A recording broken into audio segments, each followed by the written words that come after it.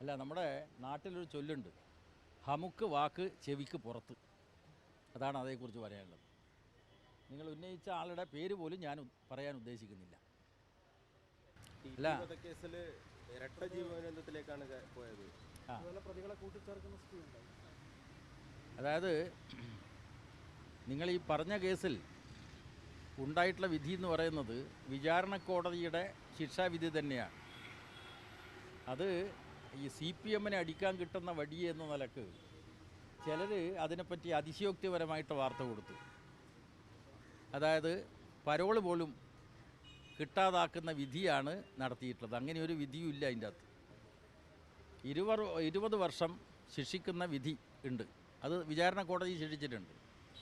പക്ഷേ ഹൈക്കോടതി അകാല വിടുതൽ ഒഴിവാക്കിക്കൊണ്ടാണ് വിധി പുറപ്പെടുവിച്ചത്.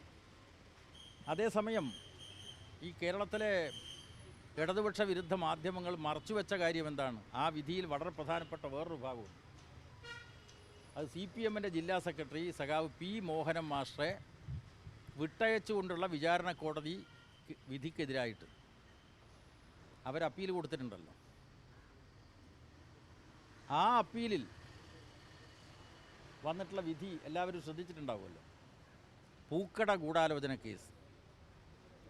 ആ പൂക്കടയിൽ വെച്ച് മോഹനൻ മാഷ് ഉൾപ്പെടെ ഗൂഢാലോചന നടത്തുന്നതായി കണ്ടു, കേട്ടു എന്നൊക്കെ പറഞ്ഞിട്ടുള്ള മൊഴികൾ അത് കൃത്രിമമായി ഉണ്ടാക്കിയതാണ് എന്ന് ഹൈക്കോടതി വിധിയിൽ പറഞ്ഞിട്ടുണ്ട്.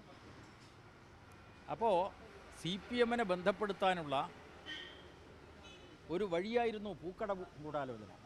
അത് അന്വേഷണ ഉദ്യോഗസ്ഥരിൽ ഒരാളായിട്ടുള്ള ജോസി ചെറിയാൻ, നിരീക്ഷണ മഹസർ കൃത്രിമമായിട്ടുണ്ടാക്കിയതാണ്, വ്യാജമാണ് എന്ന് തെളിയിക്കപ്പെട്ടു.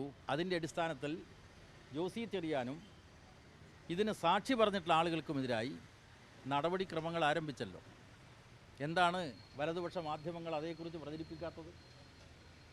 ഇവിടെ CPM-നെ ബന്ധപ്പെടുത്താനുള്ള ഏറ്റവും നല്ല മാർഗം CPM-ൻ്റെ കോഴിക്കോട് ജില്ലയിലെ പ്രമുഖനായിട്ടുള്ള നേതാവായിട്ടുള്ള സഖാവ് മോഹനൻ മാഷെ ഇതിൽ ബന്ധപ്പെടുത്തലാണ്. ബന്ധപ്പെടുത്താൻ വേണ്ടിയിട്ടാണ് വിചാരണ കോടതി വിട്ടയച്ചിട്ടുള്ള മോഹനൻ മാഷെ ഉൾപ്പെടുത്താൻ വേണ്ടി ഹൈക്കോടതിയിൽ വാദിച്ചത്. ഹൈക്കോടതി അത് തള്ളിക്കളഞ്ഞല്ലോ. എന്ന് മാത്രമല്ല, കുന്നമംഗലം കോടതിയിൽ KC രാമേന്ദ്രൻ ഉള്ള അവസരത്തിൽ 5 മണിക്ക് പൂക്കടയിൽ വെച്ച് രാമേന്ദ്രൻ ഉൾപ്പെടെ മോഹനൻ മാഷ് ഉൾപ്പെടെ ഗൂഢാലോചന നടത്തി എന്നാണല്ലോ കേസ്. അത് അന്നത്തെ UDF ഗവൺമെൻറ് CPM-നെ വേട്ടയാടാൻ നടത്തിയിട്ടുള്ള ശ്രമത്തിൻ്റെ ഭാഗമായിരുന്നു. അത് പൊളിഞ്ഞു എന്ന് മാത്രമല്ല, വ്യാജരേഖ ചമച്ചതിന് വിചാരണ നേരിടണം എന്നുകൂടി ഹൈക്കോടതി പറഞ്ഞിട്ടുണ്ട്.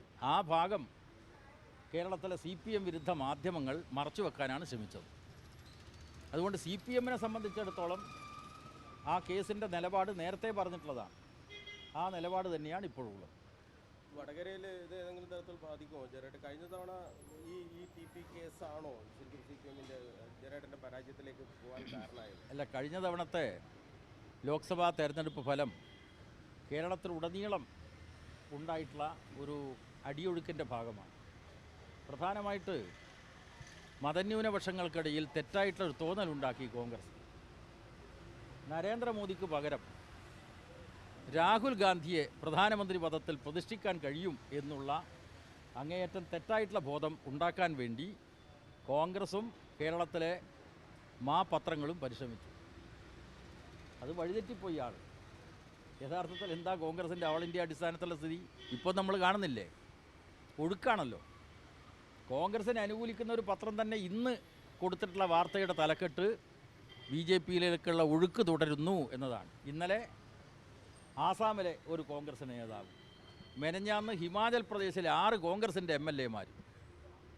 ഇതാണ് കോൺഗ്രസിൻ്റെ അവസ്ഥ. ആ കോൺഗ്രസിനെക്കുറിച്ച് തെറ്റായ അവബോധം സൃഷ്ടിച്ചുകൊണ്ട് മോദിയെ പുറത്താക്കാൻ ഏറ്റവും നല്ലത് രാഹുൽ ഗാന്ധിയുടെ പാർട്ടിയായിട്ടുള്ള കോൺഗ്രസിന് വോട്ട് ചെയ്യലാണ് എന്ന തെറ്റായിട്ടുള്ളൊരു ധാരണ കഴിഞ്ഞ തെരഞ്ഞെടുപ്പിലുണ്ടായി. ഇപ്പോൾ അനുഭവത്തിലൂടെ ആളുകൾ മനസ്സിലാക്കിയിട്ടുണ്ട് ആരായി കോൺഗ്രസ്. കേരളത്തിലെ കോൺഗ്രസിൻ്റെ ദൗത്യം എന്താണ്? അവർ BJP-യുടെ B ടീമായിട്ട് മാറുകയാണ്. KPCC പ്രസിഡന്റ് തന്നെ RSS-ന് വെള്ളപൂശാൻ വേണ്ടി നടത്തിയിട്ടുള്ള പ്രസ്താവന നിങ്ങളെപ്പോലെയുള്ള മാധ്യമങ്ങൾ കൊടുത്തല്ലോ. RSS-ൻ്റെ ശാഖകൾക്ക് സംരക്ഷണം കൊടുക്കാൻ എൻ്റെ കുട്ടികൾ അയച്ചു കൊടുത്തിട്ടുണ്ട് എന്ന് പറയുന്ന ആ KPCC പ്രസിഡന്റ് നയിക്കുന്ന കേരളത്തിലെ കോൺഗ്രസിൽ മതനിരപേക്ഷത ആഗ്രഹിക്കുന്ന ആരും വിശ്വസിക്കില്ല. അപ്പോൾ ആ ഒരു തെരഞ്ഞെടുപ്പ് ഫലം ഇത്തവണത്തെ ലോക്സഭാ തെരഞ്ഞെടുപ്പിൽ ഉണ്ടാവാൻ വേണ്ടി പോവുകയാണ്.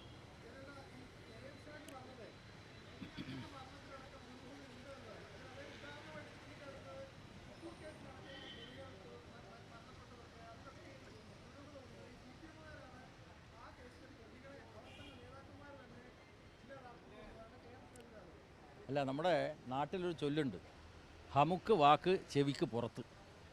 അതാണ് അതേക്കുറിച്ച് പറയാനുള്ളത്. നിങ്ങൾ ഉന്നയിച്ച ആളുടെ പേര് പോലും ഞാൻ പറയാൻ ഉദ്ദേശിക്കുന്നില്ല.